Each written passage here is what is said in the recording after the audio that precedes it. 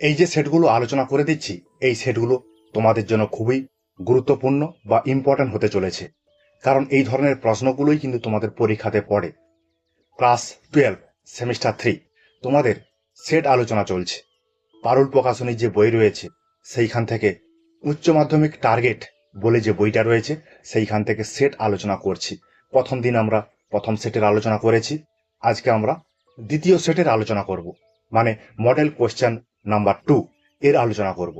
এই ধরনের কোশ্চেনগুলোই কিন্তু তোমাদের পরীক্ষাতে পড়বে, সেই জন্য তোমরা এই কোশ্চেনগুলো অবশ্যই ভালো করে প্র্যাকটিস করবে। বন্ধু বান্ধবদের সঙ্গে আলোচনাগুলো শেয়ার করে দেবে। যারা এখনো পর্যন্ত এই চ্যানেলে যোগ দাওনি তারা অবশ্যই যোগ দিয়ে দেবে। প্রশ্ন বা কোশ্চেনে কোনো রকম অসঙ্গতি থাকলে অবশ্যই কমেন্টে জানাবে। ঠিক আছে, চলো তাহলে আমরা সেটগুলো আলোচনা করে দেখি কি কি কোশ্চেন রয়েছে। তাহলে আজকে আমরা আলোচনা করব কি মডেল কোশ্চেন নাম্বার 2। এখানে যে প্রথম কোশ্চেনটা রয়েছে 1 নাম্বার কোশ্চেন, মার্শাল প্ল্যান মূলত কাদের উদ্দেশ্যে ঘোষিত হয়েছিল? মার্শাল প্ল্যান ঘোষিত হয়েছিল অপশন বি, যুদ্ধ বিধ্বস্ত ইউরোপের জন্য। 2 দাগের কোশ্চেন, নিচের দুটি বক্তব্যের একটি হল বিবৃতি এ, অপরটি কারণ আর। বক্তব্য দুটি পড়ে সঠিক উত্তরটি নির্বাচন করো। মানে এই কোশ্চেনটা হচ্ছে বিবৃতি ও কারণের উপরে। বিবৃতি এতে আছে, ঠান্ডা যুদ্ধের সময়কালে মার্কিন যুক্তরাষ্ট্র ও সোভিয়েত ইউনিয়নের মধ্যে প্রত্যক্ষ যুদ্ধ হয়নি। এটা তো ঠিক। কারণে কি বলা আছে? পারমাণবিক প্রতিরোধ উভয় পক্ষকে সরাসরি ধ্বংসাত্মক সংঘাত থেকে বিরত রেখেছিল। তাহলে বিবৃতি এবং কারণ, এটার অ্যান্সার হবে অপশান এ। বিবৃতি এবং কারণ দুটোই কিন্তু ঠিক, এবং আর হচ্ছে এর সঠিক ব্যাখ্যা। ঠিক আছে, এই ধরনের কোশ্চেনগুলোই কিন্তু পরীক্ষাতে পড়বে। 3 দাগের কোশ্চেন, কিউবা ক্ষেপণাস্ত্র সংকট কোন খ্রিস্টাব্দে তীব্র রূপ ধারণ করেছিল? তাহলে কিউবা ক্ষেপণাস্ত্র সংকট তীব্র রূপ ধারণ করেছিল 1962 খ্রিস্টাব্দে। এগুলো কিন্তু সবই ইম্পর্টেন্ট কোয়েশ্চেন, এগুলো তোমরা কিন্তু সব কোয়েশ্চেনের অ্যান্সারগুলো জানো। তারপরেও তোমরা যদি প্র্যাকটিস করে রাখো, অ্যান্সারগুলো পরীক্ষাতে কোনোভাবেই ভুল হওয়ার সম্ভাবনা থাকে না। 4 দাগের কোয়েশ্চেন, ন্যাটো সামরিক জোট গঠিত হয়েছিল শূন্যস্থান খ্রিস্টাব্দে। ন্যাটো জোট গঠিত হয়েছিল অপশান বি, 1949 খ্রিস্টাব্দে। 5 দাগের কোয়েশ্চেন, গর্ভাচেপের গ্লাসনস্ট নীতির মূল অর্থ কি?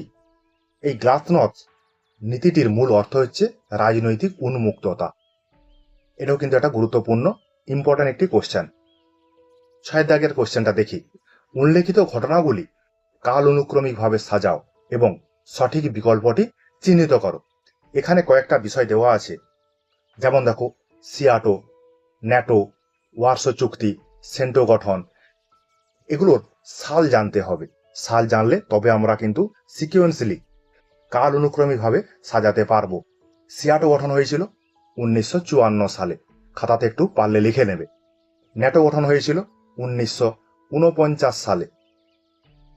ওয়ারশো চুক্তি, যেটা ওয়ারশো প্যাক্ট বলে, সেটা গঠন হয়েছিল 1955 সালের 14 মে। ঠিক আছে, এবং যেটা সেন্টো, এটা গঠন করা হয়েছিল 1955 সালের 24 ফেব্রুয়ারি। একটু খাতাতে টুকে নেবে, টুকে নিলে তোমাদের সুবিধা হবে এগুলো বুঝতে বা মনে রাখতে। ঠিক আছে, তাহলে আমরা যদি এইভাবে সাজাই তাহলে দেখব এখানে যে বিকল্পগুলো দেওয়া আছে সেই বিকল্পগুলো কিন্তু কোনোটাই অ্যান্সার হবে না। এখানে যেটা অ্যান্সার হবে সেটা হচ্ছে প্রথমে 2, তারপরে 1, তারপরে 4, তারপরে 3। ঠিক আছে, এইভাবে সিকোয়েন্সলি অ্যান্সারটা আসবে। সালগুলো সেই জন্য ভালো করে দেখে রাখবে, জেনে রাখবে। পরীক্ষাতে এই ধরনের কোয়েশ্চেন অবশ্যই পড়ে, আর পড়বেও। 7 দাগের কোয়েশ্চেন, শান্তিপূর্ণ সহাবস্থান নীতিটি মূলত কাদের বিদেশ নীতির অবিচ্ছেদ্য অংশ ছিল? শান্তিপূর্ণ সহাবস্থান নীতি, এটা হচ্ছে অপশান সি, জোট নিরপেক্ষ দেশগুলির, মানে ভারতের বা ভারতের সঙ্গে যে সমস্ত দেশগুলি জোট নিরপেক্ষতায় অংশগ্রহণ করেছিল তাদের বিদেশ নীতির মূল অংশ ছিল শান্তিপূর্ণ সহাবস্থান। 8 দাগের কোয়েশ্চেন, দ্বিমেরু বিশ্বের অবসানের পর আন্তর্জাতিক রাজনীতিতে কোন রাষ্ট্র অদ্বিতীয় শক্তিতে পরিণত হয়? এটা কিন্তু সকলেরই জানা কোশ্চেন, অপশান সি, মার্কিন যুক্তরাষ্ট্র। 9 দাগের কোশ্চেন, রাষ্ট্রপুঞ্জের সনদের কোন ধারায় সাধারণ সভার গঠন সম্পর্কে আলোচনা করা হয়েছে? এটা হবে অ্যান্সার এ 9 নম্বর ধারাতে। সম্মিলিত জাতিপুঞ্জের 9 নম্বর ধারাতে সাধারণ সভার গঠন সম্পর্কে আলোচনা করা হয়েছে। ঠিক আছে, এরপরে 10 নম্বর কোয়েশ্চেন যেটা আছে সেখানে চলে আসি।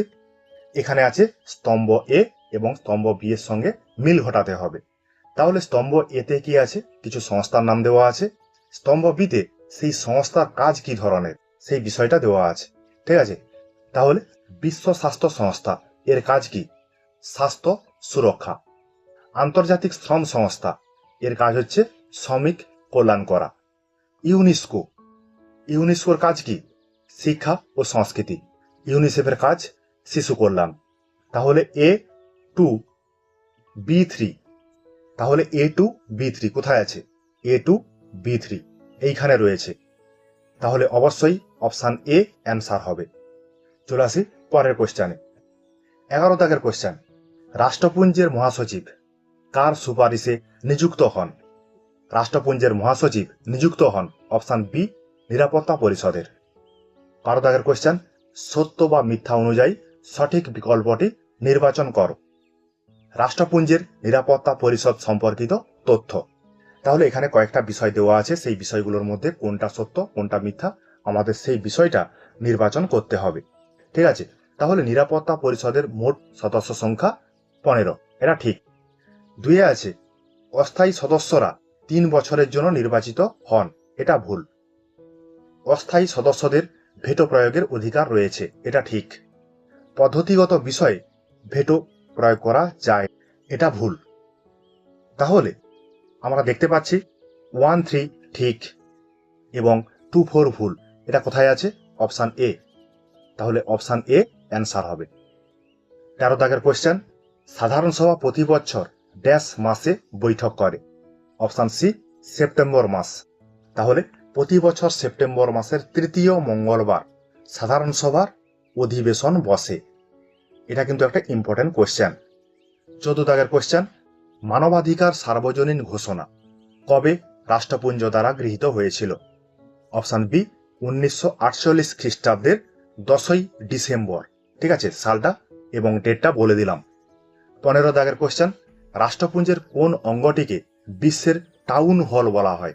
বিশ্বের টাউন হল বলা হয় অপশান বি সাধারণ সভাকে, বা বিশ্ব সংসদ বলা হয়, অর্ধ আইনসভা বলা হয়, সাধারণ সভাকেই বলা হয় কিন্তু।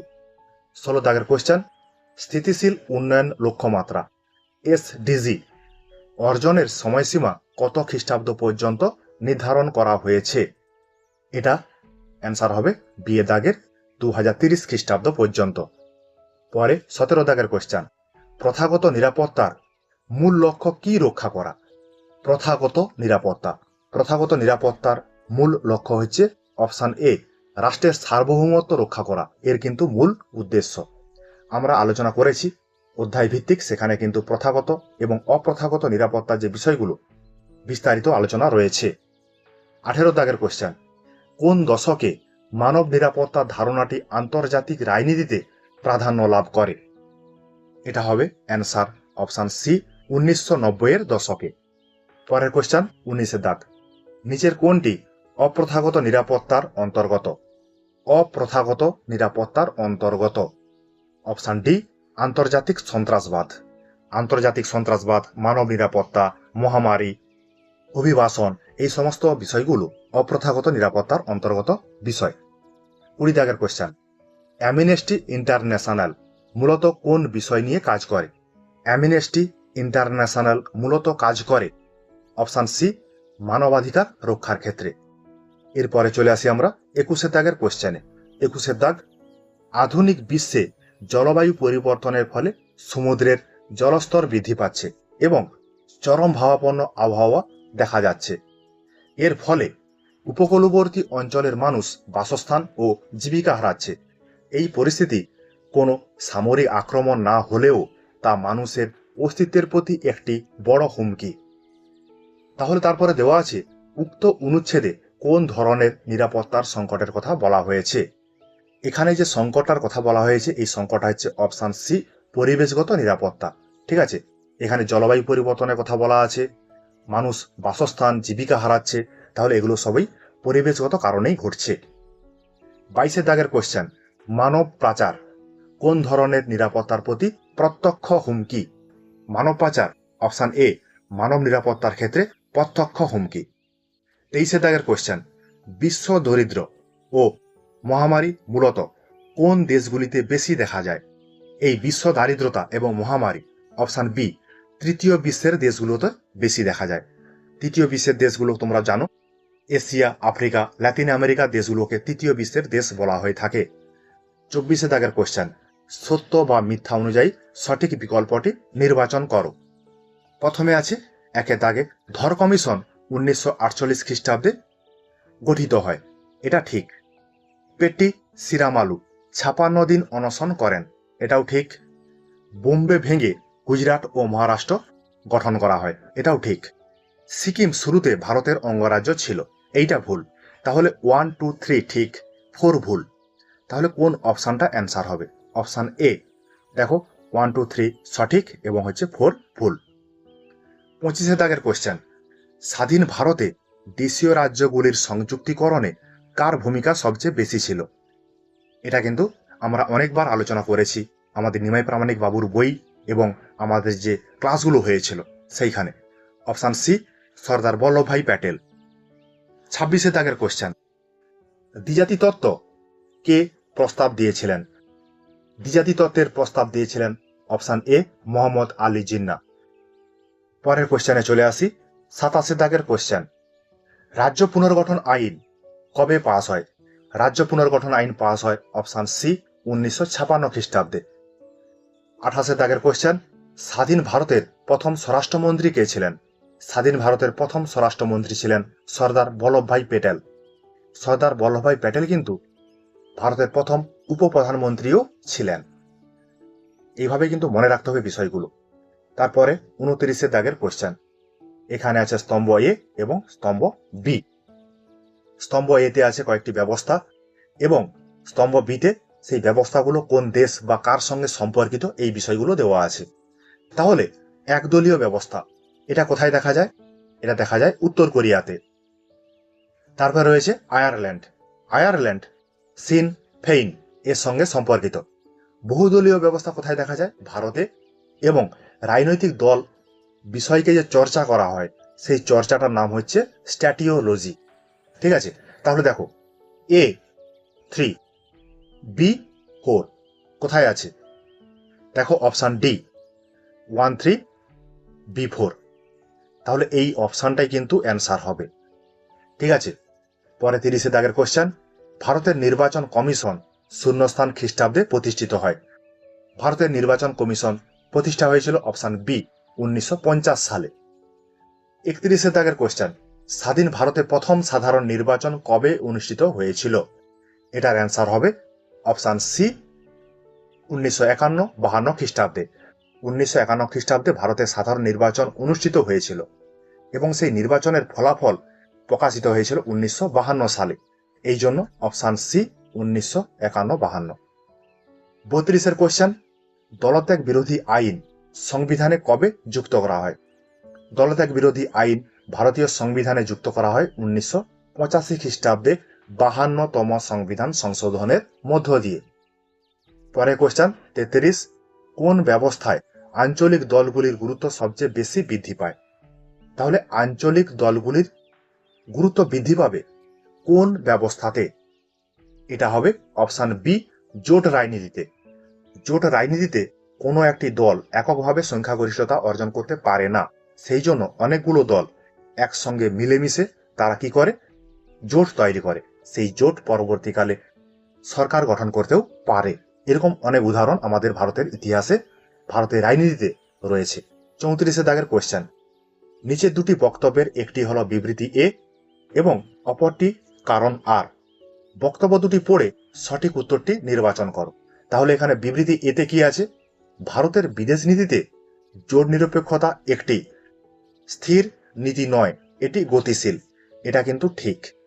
কারণ আরে বলা আছে জাতীয় স্বার্থকে অগ্রাধিকার দিয়ে ভারত তার পররাষ্ট্রনীতি সময়ের সঙ্গে পরিবর্তন করেছে। তাহলে কারণ আরও ঠিক, সেই জন্য অপশান এ অ্যান্সার হবে। এ ও আর উভয়ের সঠিক, আর হলো এর সঠিক ব্যাখ্যা। ঠিক আছে, এটাই অ্যান্সার। কারণ বিবৃতির পর যে কোশ্চেনটা রয়েছে 35 দাগের কোশ্চেন, উল্লেখিত ঘটনাগুলি কালানুক্রমিকভাবে সাজাও এবং সঠিক বিকল্পটি চিহ্নিত করো। তাহলে এই বিষয়গুলো যে দেওয়া আছে, পঞ্চশীল চুক্তি, তাশকন্ড চুক্তি, সিমলা চুক্তি, ভারত সোভিয়েত মৈত্রী চুক্তি, এই বিষয়গুলোর সাল আমাদের জানতে হবে। তাহলে প্রথমে আছে কি, পঞ্চশীল চুক্তি। পঞ্চশীল চুক্তি হয়েছিল কবে সেটা তোমরা জানো, 1954 সালে। তাশকন্ড চুক্তি হয়েছিল 1966 সালে। ঠিক আছে। সিমলা চুক্তি হয়েছিল 1972 সালে এবং সোভিয়েত ভারতের সঙ্গে যে মৈত্রী চুক্তি হয়েছিল সেটা 1971 সালে। এই সালগুলো তোমরা একটু খাতায় টুকে নেবে। টুকে নেওয়ার পর দেখবে সিকোয়েন্স মিলিয়ে কোনটা অ্যান্সার হয়। অপশন এ অ্যান্সার হবে, প্রথমে হবে পঞ্চশীল নীতি, তারপর হবে তাশকন্ড চুক্তি, তারপর হবে ভারত সোভিয়েত মৈত্রী চুক্তি, তারপরে শেষে হবে সিমলা চুক্তি। সিমলা চুক্তি 1974। ঠিক আছে, তাহলে অপশন এ এটার অ্যান্সার। 36 দাগের কোশ্চেন, লুক ইস্ট নীতিকে অ্যাক্ট ইস্ট নীতিতে কে রূপান্তরিত করেছিলেন? এই কোশ্চেনটা কিন্তু খুব গুরুত্বপূর্ণ কোশ্চেন। লুক ইস্ট নীতির প্রবক্তা হচ্ছে নরসিংহ রাও এবং এই নীতিটাকে অ্যাক্ট ইস্ট নীতিতে পরিবর্তন করেছিলেন আমাদের ভারতবর্ষের বর্তমান প্রধানমন্ত্রী নরেন্দ্র মোদী। পরের কোশ্চেন 37 দাগ, সার্ক কবে প্রতিষ্ঠিত হয়েছিল? সার্ক প্রতিষ্ঠিত হয়েছিল অপশন এ 1985 খ্রিস্টাব্দে। 38 কোশ্চেন, ব্রিক্স গোষ্ঠীতে এস অক্ষরটি কোন দেশকে নির্ধারণ করে? তাহলে এস এস কোন দেশকে নির্ধারণ করে? এটা হবে অপশন সি, দক্ষিণ আফ্রিকা। দক্ষিণ আফ্রিকা বলতে সাউথ আফ্রিকা, সেই জন্য এস। ঠিক আছে, পরে চলে আসি 39 দাগের কোশ্চেন, ভারতের পারমাণবিক নীতির মূল ভিত্তি কি ছিল? বা কি ভারতের পারমাণবিক নীতির মূল ভিত্তি ছিল? অপশন এ, প্রথম আঘাত নয়, মানে হচ্ছে নো ফার্স্ট স্ট্রাইক। এটা ইংরেজিতে পড়ে কিন্তু। 40 দাগের কোশ্চেন, ভারত ও বাংলাদেশের মধ্যে গঙ্গা জলবন্টন চুক্তি কবে স্বাক্ষরিত হয়? ভারত ও বাংলাদেশের মধ্যে গঙ্গা জলবন্টন চুক্তি স্বাক্ষরিত হয় অপশন সি, 1996 খ্রিস্টাব্দে। ঠিক আছে, তাহলে তোমাদের পারুল প্রকাশনী থেকে উচ্চ মাধ্যমিক টার্গেট যে বইটা রয়েছে সেখান থেকে সেট 2 আলোচনা করলাম, পরের দিন আমরা সেট 3 আলোচনা করব। ঠিক আছে, এই ধরনের কোশ্চেনগুলোই কিন্তু তোমাদের পরীক্ষায় পড়বে, যেটা আমরা প্রথমে আলোচনা শুরুতেই বলেছিলাম। সেইরূপ তোমরা কিন্তু এই কোশ্চেনগুলো, এই সেটগুলো ভালো করে স্টাডি করবে, বারবার দেখবে, যাতে একটাও কোশ্চেন মিস না যায়। তোমরা যাতে ভালো করে পরীক্ষাতে নাম্বার পাও, অনেক বেশি নাম্বার পাও, সেই জন্যই কিন্তু ব্যবস্থা। আমরা অনেকগুলোই সেট আলোচনা করে দেব।